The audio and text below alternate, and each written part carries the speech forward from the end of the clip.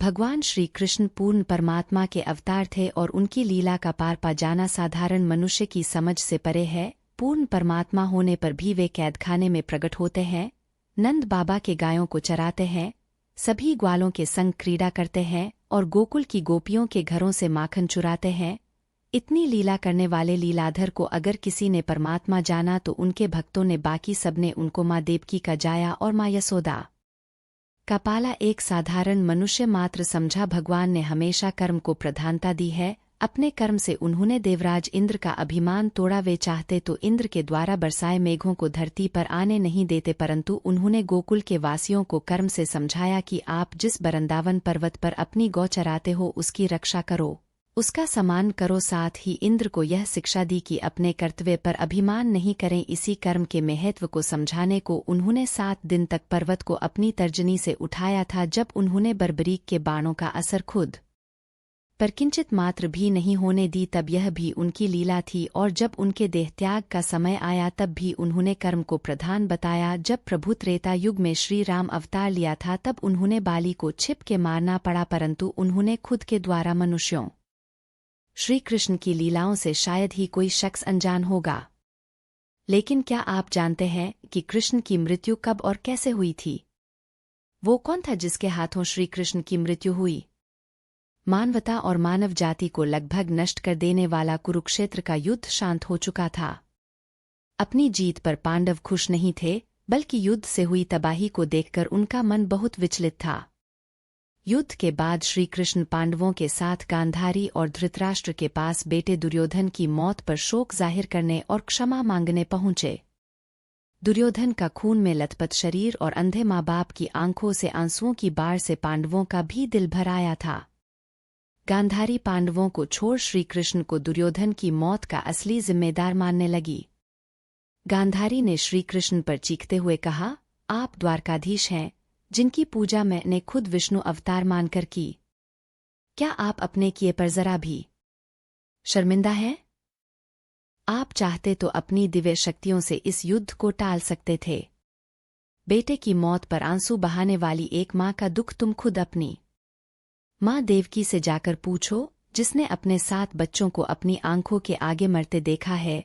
इसके बाद गांधारी ने कृष्ण को श्राप देते हुए कहा, यदि भगवान विष्णु के प्रति मेरी आस्था सच्ची रही है तो आज से ठीक 36 वर्ष बाद तुम भी इस धरती पर जीवित नहीं रहोगे।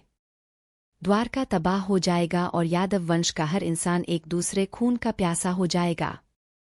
ये कहकर गांधारी श्री कृष्ण के चरणों में गिर गई और रोने लगी। कृष्ण ने चेहरे पर हल्की सी मुस्कान लिए गांधारी को उठाया और कहा, माते, आपके श्राप का असर एक दिन जरूर होगा, लेकिन ये सिर्फ मेरे प्रति आपकी सच्ची श्रद्धा की वजह से नहीं, बल्कि बदलते समय की वजह से भी होगा। कहते हैं कि गांधारी का यही श्राप यादव वंश के विनाश और भगवान कृष्ण की मृत्यु का कारण बना। कई साल बीतने के बाद श्री कृष्ण के पुत्र सांबा गर्भवती स्त्री का वेश धारण कर ऋषिमुनियों से मिलने गए। ये देखकर ऋषि भड़क गए और उन्होंने सांबा को श्राप दिया कि तुम एक ऐसे लोहे के तीर को जन्म दोगे जो तुम्हारे कुल साम्राज्य का सर्वनाश कर देगा।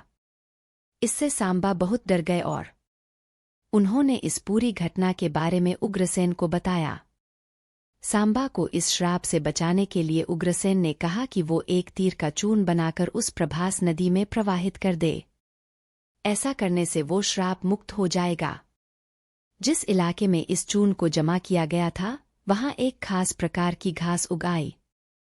ये देखकर उग्रसेन ने कहा कि यादव राज्य में भी प्रकार के नशीले पदार्थों का उत्पादन और वितरण नहीं किया जाएगा। इसके बाद द्वारका में कुछ बेहद अशुभ संकेत देखे गए, जिसमें सुदर्शन चक्र, श्री कृष्ण का शंख, उनका रथ और बलराम के हल का अदृश्य हो जाना शामिल है। द्वारका में अपराध और पाप बढ़ने लगे थे। ये देख श्री कृष्ण परेशान हुए और उन्होंने अपनी प्रजा से प्रभास नदी के तट पर जाकर पापों का प्रायश्चित करने का आग्रह किया। द्वारकावासी वहां जाकर मदिरा के नशे में चूर एक दूसरे से लड़ने लगे। गांधारी के श्राप के अनुसार यादव वंश के सभी लोग आपस में लड़कर मर गए। इस घटना के कुछ समय बाद श्री कृष्ण एक पेड़ के नीचे योग समाधि ले रहे थे। इसी दौरान जरा नाम का एक शिकार वहां हिरण की तलाश में आ गया। जरा ने कृष्ण के हिलते हुए पैरों को हिरण समझा और तीर चला दिया। इसके बाद शिकारी श्री कृष्ण के पास पहुंचा और अपनी गलती के लिए उनसे क्षमा मांगने लगा। तब श्री कृष्ण ने उसे सांत्वना दी और बताया कि कैसे उनकी मृत्यु निश्चित थी।